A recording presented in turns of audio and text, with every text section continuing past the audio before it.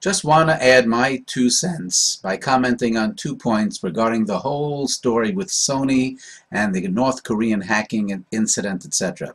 Now, those of you who don't even know what I'm talking about, very, very briefly, Sony is coming out with a movie called The Interview. It speaks about the it's a comedy about the assassination of the North Korean leader, Kim Jong-un, and they name him by name, etc. North Korea was very, very insulted by it, and they retaliated.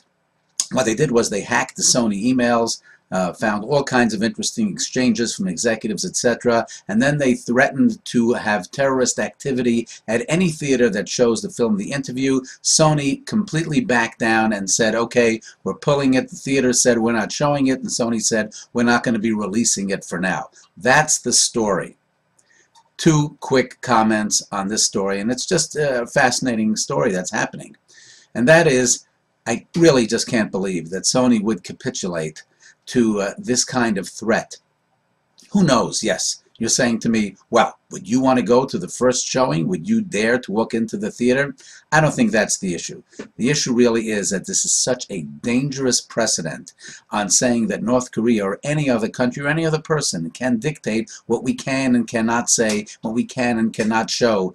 This kind of thing only spells disaster for the future of any freedom in any country, and I think it's a major mistake. Number 2, and I think perhaps even more important, and that is that there's something wrong with taking emails from other people, no matter how you got it, in this case they stole it, and saying that we're going to give it to the media and they can publish it and do whatever they want with it.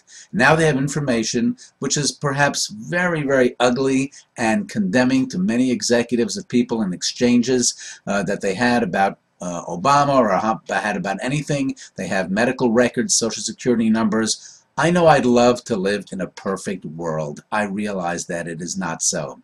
But in a perfect world, which I call Judaism, in that perfect world we have laws.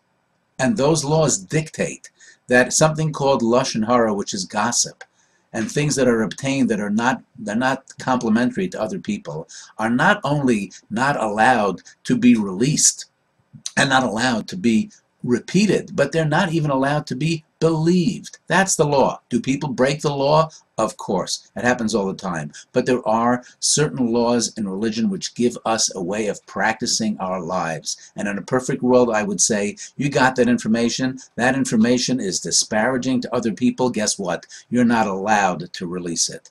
In some way, have some kind of moral code, some way of saying we can tell you that it is wrong, it is indecent, it is a mistake.